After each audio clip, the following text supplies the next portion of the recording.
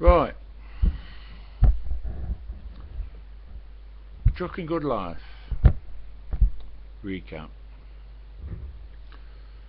For a while, I worked on contract for a company at Ostend in Belgium. Maenhout, M-A-E-N-H-O-U-T, pronounced Manau. The boss fitted two 500-litre tanks, fuel tanks, on the truck. He says only fill it with fuel over in Belgium because it's cheaper. And used to go over on the ferry from Ramsgate to Ostend,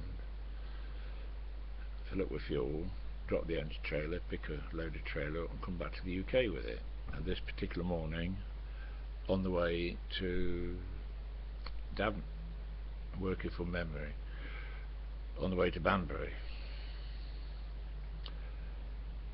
got stuck on the M25. Wasn't going anywhere, and the phone rang. Young Stephen in the office at Ostend, and it was always the same procedure. Phone rang. I answered it. Hello. Silence. Arthur? Hello, Stephen. Are you at the customer yet, Arthur? No, Stephen. How long will you be, Arthur? I've no idea, Stephen. Well, can't you just give me some idea, Arthur? I said, Stephen, I'm stuck on the M25. What do you want me to do? Sprout wings and fly over this fucking lot? Arthur, stay cool. If you don't get to the customer on time, the load will have to be rebooked. I said, Stephen, fuck off, and ended the call. So then he phoned the boss in Nottingham who owned the truck I was driving, and Mick were telling me he was busy doing his concrete mixer work, and the phone rang. He said, hello? Michael? Hello, Stephen. Arthur has been very rude to me and swearing at me. I only want to know what time he will be at the customer. And Mick said he'll get there when he can, get off his back. Thank you, Mick. Then another occasion I picked up a loaded container from Felixstowe Docks for a customer, I can't remember where. Left the docks at 0400 in the morning, once again got me there for 8 o'clock. They all want the containers at 8 o'clock. And eventually I arrived, feeling tired, irritable. It would have been lovely to stop for breakfast, but I hadn't got the time. And I arrived at this customer, and a cocky youth came bouncing up.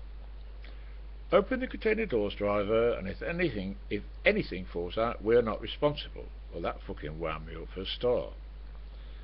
I said, open the container doors by all means. If anything falls out, don't even think about blaming me. He says, you're the driver. I said, I didn't fucking load it, you stupid cunt. It was loaded in China. He said, don't you swear at me, I'll fetch the boss down. I said, you can fetch you the fucking hurry light down. And I got back in the cab and slammed the door, you know, short fuse. And the boss came down. I said, look, you can't blame me if anything falls out. I didn't load it. It was loaded in China. I don't know what's in it, and I don't want to know. He says, all right, driver, calm down. Weak of these youngsters, a bit of power goes to the head, you know. So I calmed down and got out, glared at the youth, and I opened the container doors. In the event, nothing fell out. Then on another occasion, they told me to pick this container up at Felixstowe Docks. Once again, I didn't know what was in it. Just pick up container number so-and-so and take it to this customer at Worcester. And I got to the customer at Worcester, and it's their responsibility to unload the container. My job is to take the container there, and when they've unloaded it, take it back. They empty back to the docks or reload it somewhere. So they came out with bolt cutters and cut the seal, and I opened the doors, and it was Australian wine. I thought, oh lovely, I might get a bottle. And then got back in the cab. They got 2 hours to unload a 20-foot container and 4 hours to unload a 40-foot. So I did a crossword, my favourite pastime, put my feet up, went to sleep. And when they unloaded it, the bloke came up to the cab. He says, 2 cartons short, mate. I said, what are you fucking telling me for? I didn't load it. He says, what attitude you've got? I said, I didn't load it, you silly cunt. It was loaded in Australia. If anything's wrong with the load, phone the shipping agents and they'll contact the customer in Australia. He looked at me.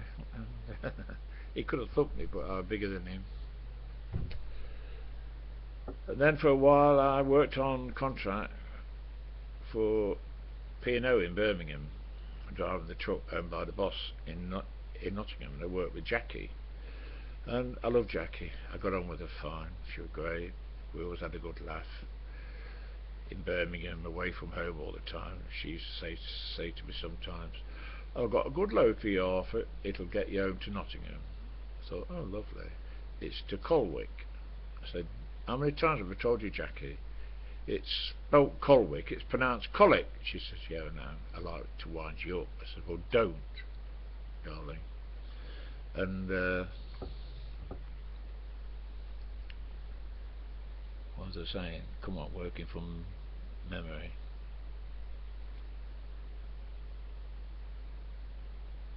She gave me this container.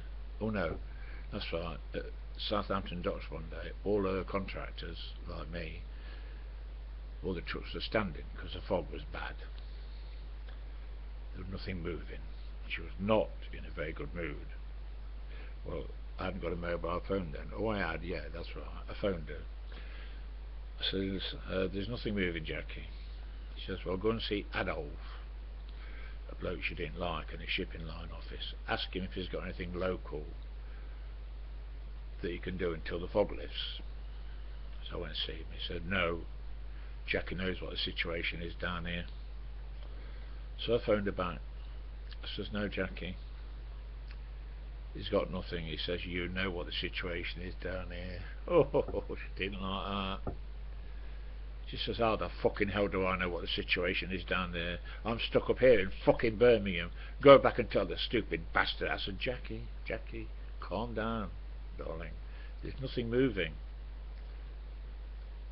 Nothing will move until the fog clears. Go and have a cup of tea. Don't you patronise me, Arthur. She's in a foul mood. And when the fog lifted, everything was moving again.